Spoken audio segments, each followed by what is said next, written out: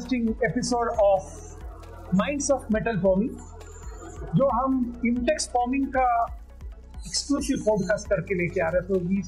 We are bringing out insights from leaders and today this episode is with Dr. Arvind Patel.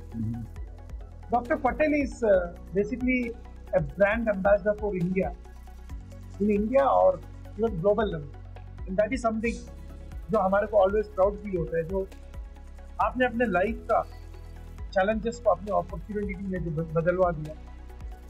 मेरे को एक मौका उन्होंने दिया, मैंने जब पहला बुक अपना लेके आए थे इंडियन मैन्युफैक्चरिंग, एक उनका लाइफ स्टोरी लिखने के लिए जो and I learned a lot, and today I am able to talk to you with more understanding about or the requirement of the growth of Indian manufacturing। सब कुछ आपसे भी बहुत हमने लर्न किया है। इंटेक्स आज आखिरी दिन है, आपने 5 दिन यहाँ पे पार्टिसिपेट किया और आप हर इंटेक्स में आते हो फॉर्मिंग में, तो बाकी एग्जीबिशन में भी जा रहा है। इंडिया का ग्रोथ कैसे हो रहा है मैन्युफैक्चरिंग में? India is the land of opportunity. So growth तो जबरदस्त दिख रहा है और ग्रोथ है। उस ग्रोथ को सक्सेसफुल ग्रोथ में हम लोग कैसे कन्वर्ट करते हैं? ठीक, ग्रोइंग सब लोग कर लेंगे, बट सक्सेसफुल ग्रोथ जो स्केलेबल होता है वो कैसे कर सकते हैं?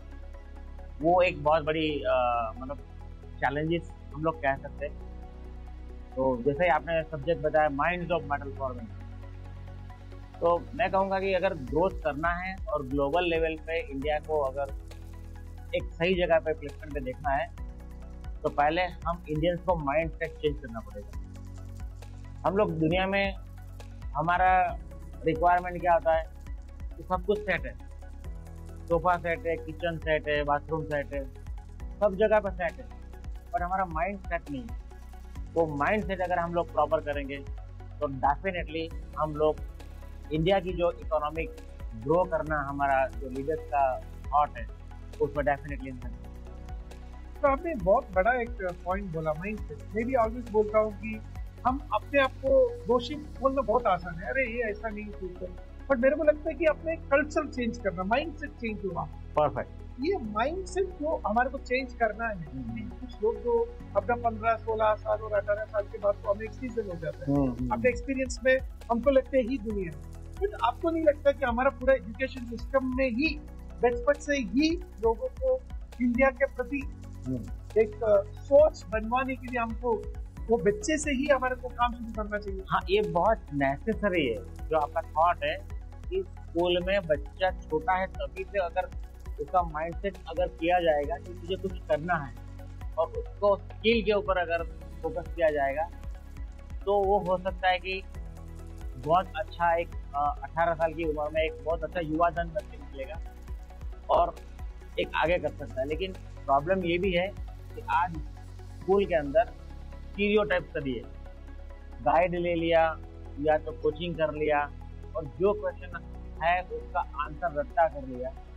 वहाँ पे आपको एक जो स्केल करने वाली बात है या तो जो स्किल डेवलप करने वाली बात है, वो माइंड ऑलरेडी कंडीशन कर दिया है रट्टा कर। तो हमें ये स्कूल में ही पहले तो ये एजुकेशन लेवल इम्प्रूव करना पड़ेगा, ये सिस्टम लाना पड़ेगा। और मुझे बहुत खुशी हो रही है कि काफ़ी ऐसे एनजीओज आज की तारीख में इस तरह का प्रयास ऑलरेडी स्टार्ट कर दिया है, लेकिन इतनी स्कूलें अभी कम हैं। जनरल हर स्कूल में जब ये चीज़ आ जाएगी तो हमारा इंडिया वाकई एक महासत्ता बनकर बाहर निकलेगा। वो मेरा विजन दिख रहा हूँ, देख सकता हूँ, बट लगता है कि ये 2040-2050 में ये बात होगी। अगर स्पीड में करना है तो हम सबको माइंडसेट आज से चेंज करना पड़ेगा। तो हो सकता है कि 2030 में भी हम लोग एक महासत्ता बनकर बाहर निकले। डॉक्टर अरविंद पटेल को खुद एक ब्रांड, मैं अहमदाबाद में आता हूँ, लोग बुक के बाद भी लोग बोल रहे हैं अरे अरविंद भाई से मिल रहे हैं क्या, अरे आप तो बहुत वो जस्ट हालत मैन्युफैक्चरर्स जो मैन्युफैक्चरिंग करते हैं, जो हमारे इंडस्ट्री में बहुत सारे लोग अब जानते हैं, आप एक बिल्कुल अलग लेवल में ही जानते हैं। आप लोगों को फिटनेस लेके बात करते हैं, आप फिटनेस के लिए आप आपने जिम आपने सेटअप किया है कुछ जगह पे, हाँ जी। और आप हर जगह वेलबींग के बारे में बात करते हो, आप हर जगह में जाके आप लोगों को आप स्पीचेस देखते हो, आप एक इंस्पायरिंग स्पीकर हो। कोशिश करता हूँ सर, कोशिश करता हूँ। तो ये जो आपका विजन है इंडिया को बदलने के लिए, वो कहाँ से आपको ये मिला, और आपको लगता है कि बाकी जो मैन्युफैक्चरिंग के लोग भी ये कर पाएगा? डेफिनेटली सर, अगर विलिंगनेस होगी तो सब लोग कर पाएंगे। यहाँ पे स्किल और व्हील का इश्यूज है। कुछ लोगों को करना है लेकिन स्किल नहीं है, और कुछ के पास स्किल है तो उनके पास व्हील नहीं है।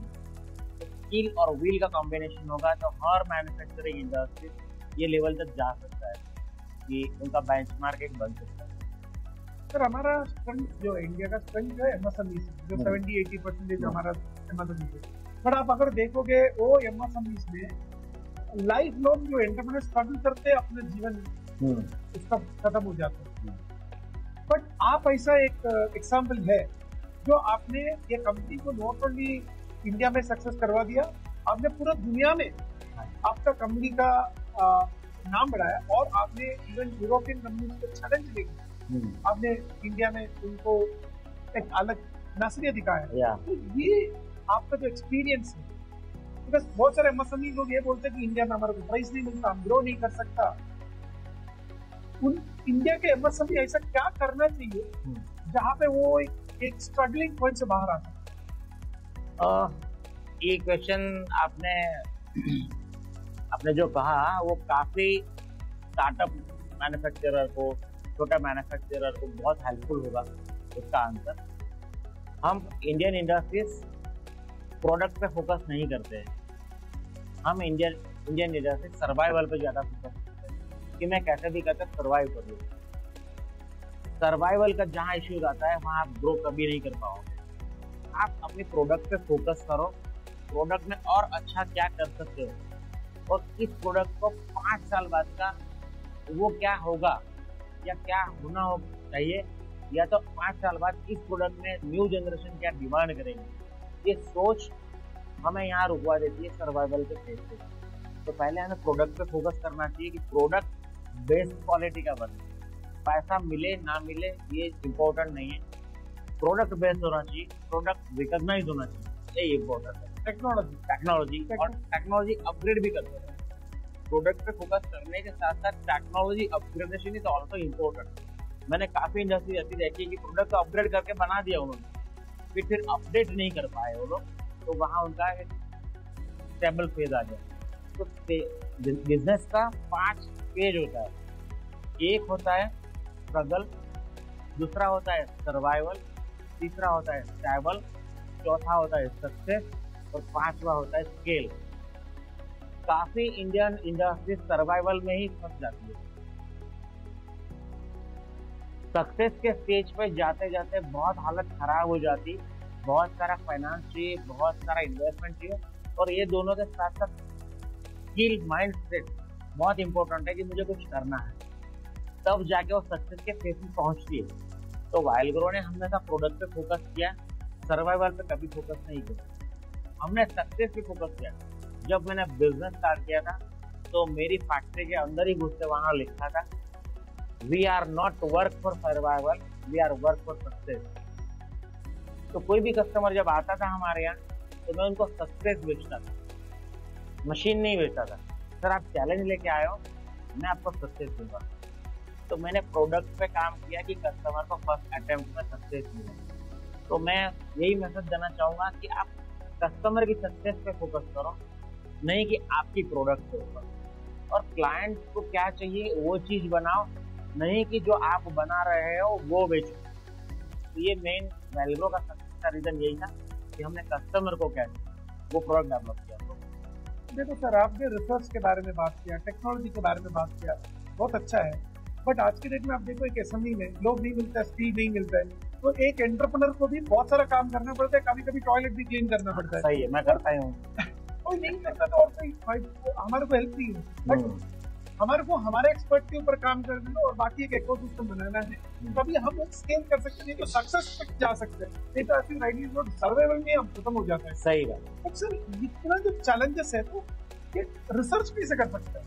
उसके लिए टाइम और मनी, ये दोनों कहाँ से आप ये लोग लेके आ पाएगा? तो सर थॉट प्रोसेस बहुत इंपॉर्टेंट है, और थॉट प्रोसेस तभी आएगा जब आपका ऑब्जर्वेशन पावर जबरदस्त होगा।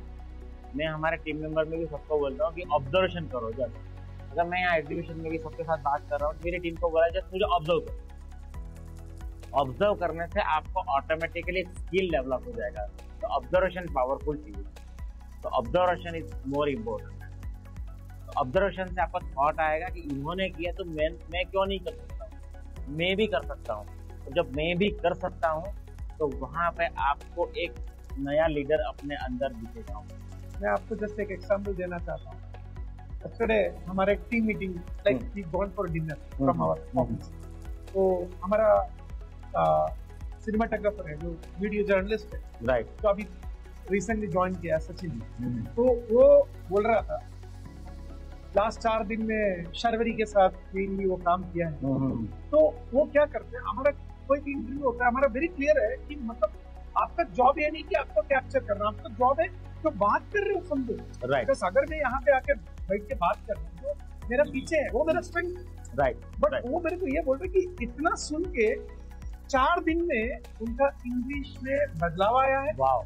और उनको उस पर कॉन्फिडेंस आया। तो आप जो बोल रहे हो ऑब्जर्वेशन, अभी उसको जॉब है ऑब्जर्व करना। आई एम श्योर जितना और सुनेगा, अभी मेरे को देखो, माय स्ट्रेंथ, अभी मेरा मेंटर कौन है, मेरा गेट्स कौन है, like him, many people whom I talk, everyone came with different challenges, experiences. Then I talk to them, and it is my also ability to understand it from the right way. So दुनिया में सब कुछ available है, only one thing to get that.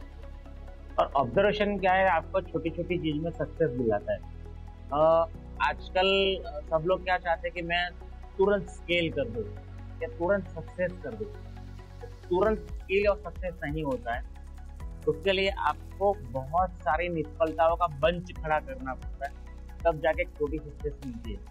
और ये छोटी सक्सेसों को आप इकट्ठा करोगे तब जाके बड़ी सक्सेस मिलती है।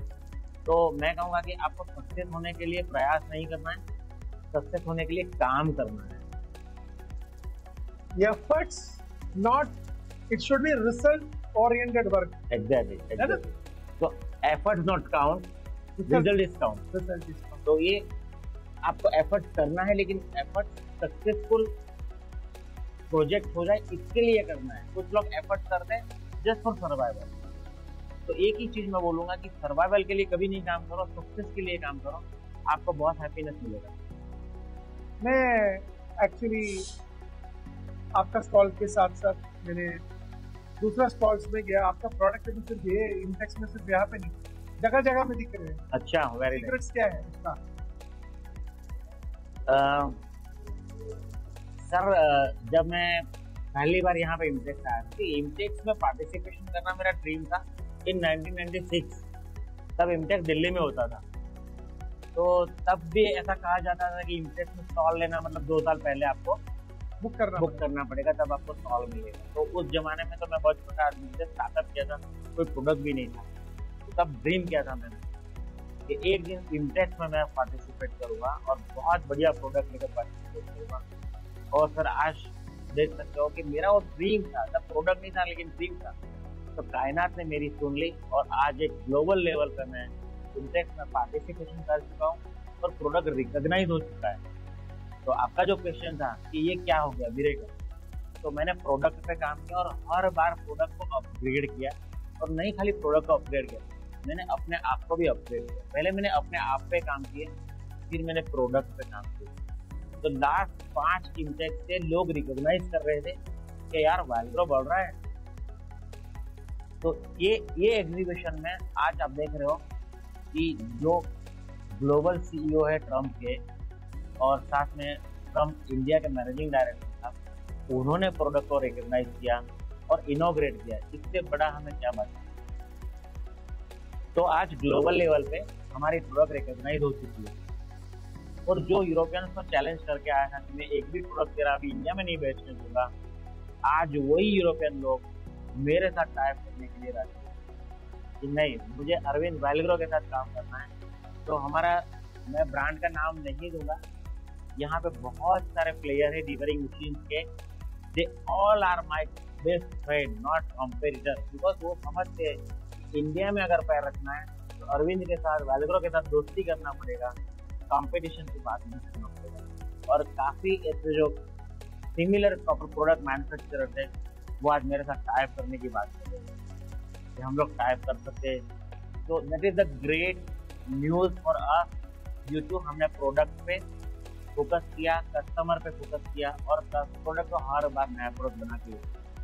तो यही रीजन था कि लोगों ने यहाँ पे हमारा प्रोडक्ट जगह जगह पे रखा हुआ। Congratulations to you. Thank you sir, thank you. And Intex के बारे में आपने बोला 1998 was my first Intex, Delhi में प्रगति मैदान। हाँ, दिल्ली में प्रगति मैदान ही था वो। हाँ, तो जब हम रिसर्च के बारे में बात कर रहे हैं तो ये आपका IMTMA का न्यू प्रोडक्ट डिजाइन में आपको अवार्ड मिला है। हाँ जी, हाँ जी। तो ये कौन सा प्रोडक्ट के लिए आपको अवार्ड मिला? तो सर हम लोगों ने डीबरिंग और एज राउंडिंग मशीन जो बनाया हम लोगों ने, वो फर्स्ट IoT बेस्ड मशीन है जिसका पूरा डेटा आपको मोबाइल से ले सकते हो, मोबाइल से मशीन ऑपरेट कर सकते हो, बंद कर सकते हो। अगर आपका मशीन 1 घंटा बंद है तो आपने मैनेजर को इशारा किया तो मैसेज मैनेजर को पहुंच जाएगा कि मशीन बंद है। और अगर आपने मशीन 1 दिन बंद है तो सीधा ऑनर को पहुंच जाएगा कि मशीन 1 दिन बंद है। वो टेक्नोलॉजी हम लोगों ने इन्वॉल्व किया और हमें जो अवार्ड मिला वो डिजाइन एंड इनोवेशन पे मिला है। तो डीबरिंग मशीन में हम लोगों ने एक तो कॉम्पैक्ट मशीन बनाया, डिजाइन में पावर सेविंग देखा, प्रिसीजननेस पे काम किया और रोबूस्ट बनाया। ये 4 मेन पैरामीटर पे हम लोगों ने काम करके मशीन्स को हम लोगों ने एमटेक में लॉन्च किया। काफ़ी 6 महीने से हम लोग एक्सरसाइज कर रहे थे और ये नया अगर कोई भी लॉन्च करते तो बहुत सारी हर्डल्स आती ही, हमें भी बहुत सारी हर्डल्स आई, बट फाइनली वी सक्सीड। और हमने यहाँ पे प्रोडक्ट डिस्प्ले किया और IMTA की जो ज्यूरी थी उन्होंने इस प्रोडक्ट को रिकॉग्नाइज किया और हमें best design and innovation product for metal surface preparation उसके लिए अवार्ड दिया। तो ये एक हमारे लिए एक बहुत गर्व की बात है। सिर्फ आपको नहीं है, पूरा इंडिया को ये गर्व है कि आप इंडिया में बना रहे हो वर्ल्ड का प्रोडक्ट। सिर्फ इंडिया में नहीं बेच रहे हो, आप पूरा वर्ल्ड में बेच रहे हो। और मशीन मेकर के ओर से, पूरा इंडिया के ओर से we wish and we pray that you get more strength और आपको ताकत मिले तो आप ये कंपनी को, इंडिया को और आगे लेके जाए। बिल्कुल कर सकते हैं sir. God always with us. मैं हमेशा भगवान को यही थैंक्स कहता हूँ कि तूने जो दिया वो बहुत कुछ दिया है, बस किसी को और आगे बढ़ाते रहो और ग्रो करते रहो। तो आज ये जो प्रोडक्ट देख रहे हो वो विश है कस्टमर की, भगवान की, दोस्तों की विश है। Thank you. Thank you sir, thank you.